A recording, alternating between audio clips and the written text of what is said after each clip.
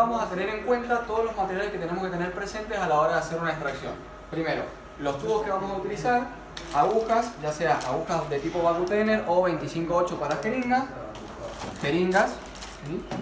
Portaobjetos limpios y secos para hacer los extendidos, un extensor, un descartador de agujas, algodón con alcohol y algodón seco. Vamos a armar el material, y la liga, vamos a armar el material propio de cada paciente y se va a rotular con el apellido y el nombre de cada paciente para no cometer ningún error.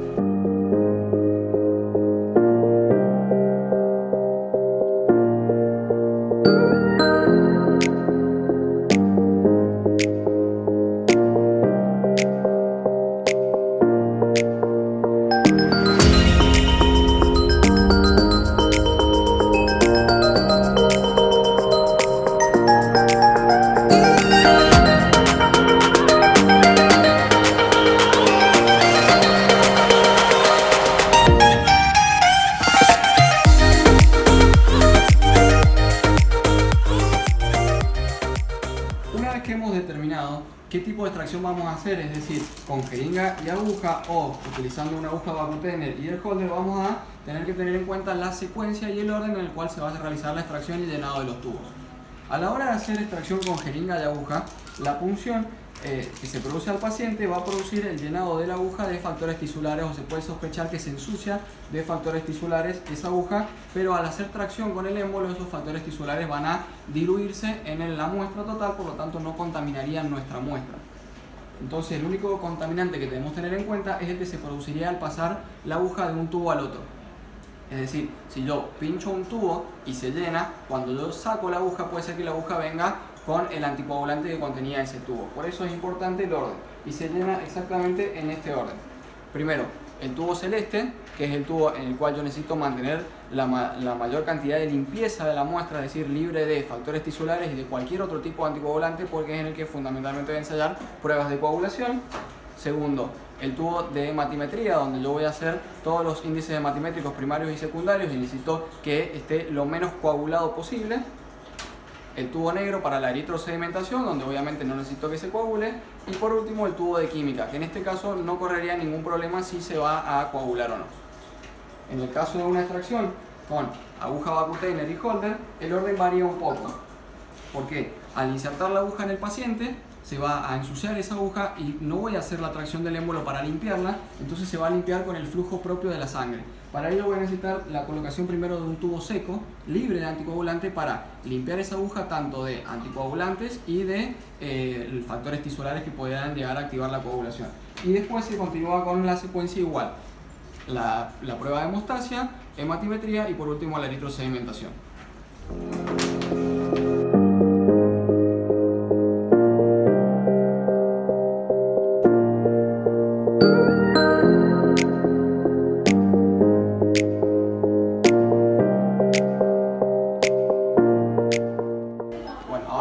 Una demostración de una extracción de sangre con la técnica del Vacutainer. Para ello vamos a necesitar la colaboración de un paciente y el material. Vamos a hacer evaluar que tengamos todo el material. Primero, holder y aguja, algodón con alcohol y liga, fundamental para hacer la extracción.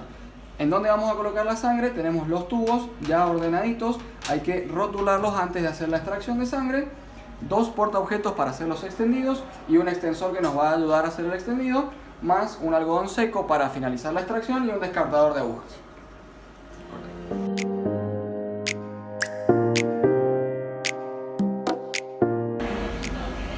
Para realizar la extracción, el primer paso es la ligadura del paciente. La ligadura se coloca de la siguiente manera: la cruzo por abajo, extiendo hacia arriba, cruzo las bandas de mis manos y meto una por debajo de la otra para generar una presión, pero para poder sacarla fácilmente, ¿sí?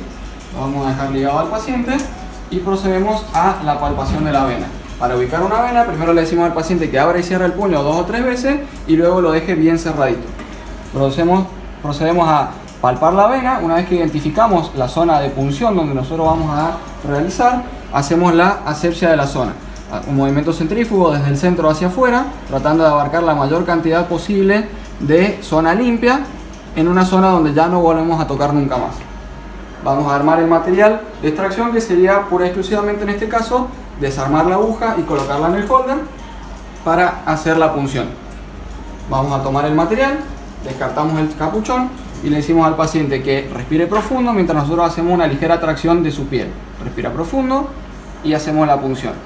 Una vez que estamos en vena, colocamos este tubo ahí para comenzar a hacer la extracción. ¿Sí? Los tubos, recordemos que están sellados al vacío, por consecuente, una vez que estemos colocados dentro de la vena, la sangre va a circular directamente adentro del tubo. Vamos a sacar con cuidado el tubo, de no movilizarlo, y colocamos el siguiente. Siempre agitando bien el tubo una vez que lo hemos sacado. Hay que darle el tiempo suficiente de que se llenen los tubos para que se agote totalmente el vacío y se respete la relación de sangre anticoagulante, y manteniendo siempre el orden que estamos teniendo en este momento.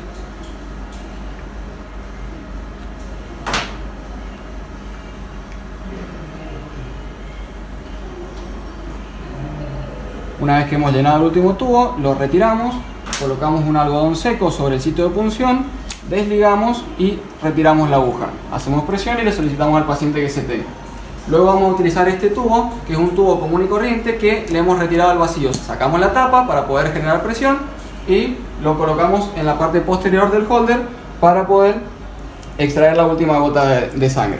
Descartamos la aguja y hacemos el extendido. Utilizamos un extensor y el extendido lo hacemos de la siguiente manera. Sostenemos el porta, hacemos una pequeña tracción para cargar el extensor con sangre y nos movemos hacia el otro portaobjetos. Extendemos nuevamente la gota y realizamos la extensión de la sangre.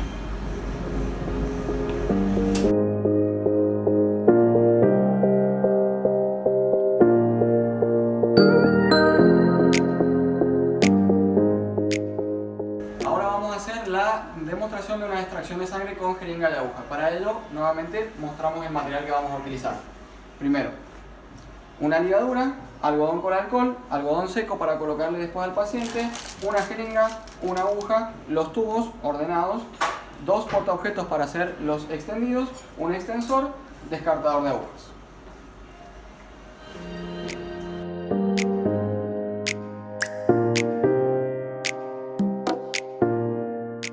Una vez que hemos determinado que tenemos todo el material, vamos a empezar con la extracción de sangre del mismo modo que el anterior. Colocamos la liga en el paciente utilizando la misma técnica y procedemos a la palpación para identificar una vena que podamos pinchar. Determinamos que esta es la vena que vamos a utilizar y hacemos la asepsia de la zona, movimientos centrífugos, ¿sí? Abarcando la mayor cantidad de zona limpia posible, zona que no volvemos a tocar más. Vamos a abrir una jeringa estéril. La jeringa se abre de esta manera. ¿Sí? La retiramos del envoltorio y abrimos la aguja de la misma manera, colocándola en la jeringa. Descartamos todo el material del envoltorio y ya procedemos a liberar presión sobre el émbolo y sobre el capuchón. Esto nos va a permitir que a la hora de hacer la extracción no corramos riesgo de tener una extracción tortuosa o de pincharnos tratando de desencapuchar. Desencapuchamos ligeramente y procedemos a la punción. Hacemos una ligera tracción sobre la piel a unos 5 centímetros aproximadamente bajo el sitio de punción y hacemos la punción. Respirame profundo. Bien.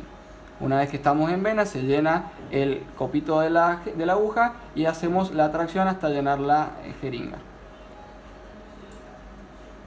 Hay que hacer tracción sutilmente para no generar hemólisis, pero no demasiado lento para que no se nos coagule la sangre dentro. Colocamos un algodón seco, desligamos y le pedimos al paciente que se sostenga. Vamos a proceder a la distribución de la muestra. Colocamos 2 gotitas sobre los portas y ahora tenemos 2 opciones: o pinchar los tubos que están con vacío o descartar la aguja y llenarlos manualmente. Lo ideal, lo óptimo es pinchar los tubos para aprovechar el vacío que estos traen, para que se llene correctamente. Mientras se llenan los tubos, hacemos los extendidos de la misma manera que lo hicimos anteriormente. Una vez que se llenó el primer tubo, corroboramos que esté bien lleno el nivel, sacamos la aguja y procedemos al siguiente.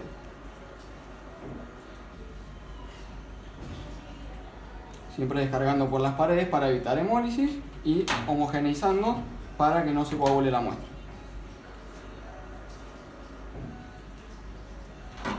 Una vez que llenamos el último tubo, vamos a descartar la aguja y la jeringa y ahí termina.